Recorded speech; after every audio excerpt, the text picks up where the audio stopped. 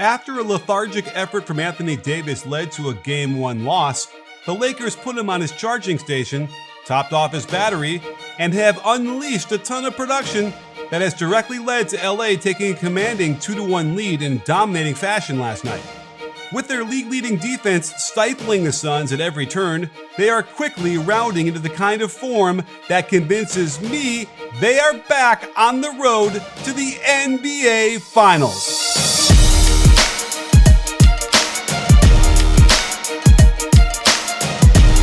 The good news for the Suns is that they totally figured the Lakers' defense out. A startling percentage of their total field goals all have something in common, and it's related to the Lakers having either Andre Drummond or Marc Gasol on the floor. The NBA playoffs are all about finding the weaknesses in the D and exporting it mercilessly, and this Phoenix team has done exactly that. I don't think I need to spend much time giving you analysis on what went wrong on these possessions, other than Drummond and Gasol have struggled to be effective on this end of the floor. Credit Monty Williams for prepping his team to attack these two as much as possible, and that has certainly been borne out in the stats for Gasol. Drummond, however, has been benefiting from playing almost exclusively alongside Anthony Davis and LeBron James, hiding his liability on this end a bit in the numbers. The problem for the Suns is that Lakers coach Frank Vogel knows this and definitely doesn't let Andre Drummond sniff the fourth quarter, while Gasol has gotten some run but is a -9 in 2 fourth quarters. Part of the issue is the self-destruction by the Suns when throwing the ball away. This must be related to their lack of experience, as the pressure of the moment could definitely lead to some strange miscues, especially considering their huge jump in turnover percentage from the regular season. The Lakers have all the experience in the world, and it has showed in their ruthless attack on offense, getting the right guys in the right spots, with Anthony Davis being the prime beneficiary. So much of his action comes at the elbow, as he sets the screen for Schroeder, then patiently waits for both defenders to chase the ball before hitting the open long two. More elbow action with the step-up screen as Kuzma is catching and attacking baseline. With DeAndre Ayton guarding Davis, he is forced to help on the penetration and no one is back to offer resistance. This is one of my issues with the Suns' defense. They kept putting Ayton on AD, but had he been guarding Gasol here, perhaps he can be the last line of defense and certainly be more effective down there than Devin Booker. These step-up screens by AD have been devastating to the Suns, as Ayton can't contain the ball handler and then get over in time to prevent AD from swishing the ball hard through the net. Ayton simply isn't quick enough to handle Davis. The Lakers know this, and it's not hard for LeBron to throw the nifty one-handed pass near that elbow and watch Davis just abuse Ayton in the lane. This high post split makes Ayton a sitting duck, as he's forced to come out to the deep corner, gets screened off, and now it's Booker trying to stop a running hook by a guy who's 7 inches taller than him.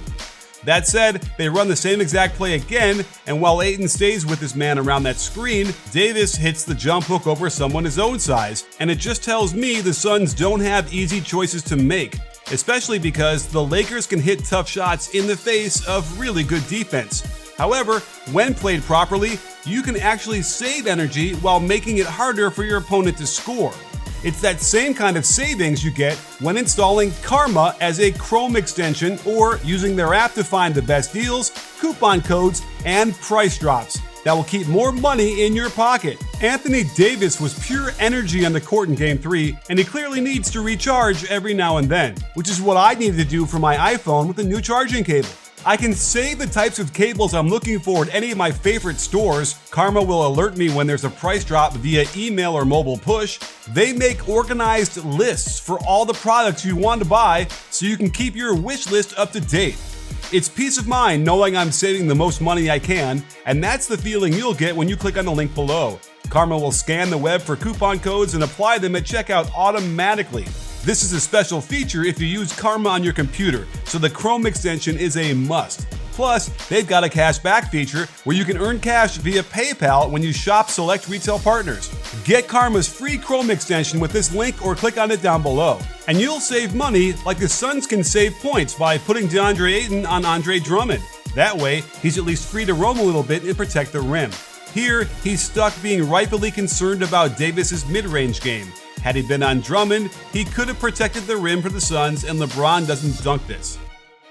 I also think they need to change the normal matchup and put Crowder on LeBron full time, with Bridges guarding AD. Crowder just isn't long enough to affect Davis, who's averaging 27 a game in this series. That way, Crowder can use his size and strength to make LeBron shoot tough shots. If he hits these, then the Suns should just tip their cap and go home, but it's the only choice they have. Crowder is physical enough to dissuade LeBron from posting up as much, and if he can keep him on the perimeter, that's a good thing, so long as they don't fall asleep on the weak side.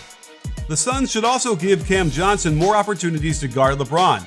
If he can keep forcing him into shots like this, they have a chance to get enough stops to win a game. They also have to double AD every time he gets the ball in the post. They've done it a little with mixed results, but Davis isn't Magic Johnson passing out of the post, and if they adjust the matchups where Bridges guards him, he's going to need a lot of support. It's the best of some bad options, and they're lucky that Davis hasn't been posting up nearly as much as he had in the regular season. While LeBron's numbers have been pretty pedestrian, one glance at his on-off impact shows you what he means to this team more so than any other player in the league.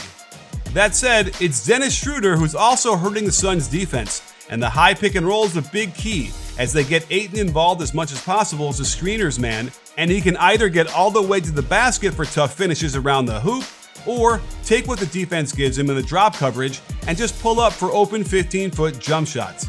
Again, the Lakers have been ruthless in attacking what works, while the Suns still seem to be struggling to figure out what to do when the Lakers have only their best defenders out there. Chris Paul looked okay to me in Game 3, so I can imagine he'll continue to improve and be his old self by Game 4. If he can't recover, this series is over. It's probably over anyway, as the Lakers' size and skill is too much for the Suns to handle, and they'll need a lot of things to go perfectly to stay in this series. And looking at the rest of the Western Conference bracket, it's unclear if anybody out there has enough defense to handle the kind of size and pressure the Lakers bring. And if they continue this type of assault, they'll get right to the NBA Finals. And don't forget to start saving money by downloading Karma now.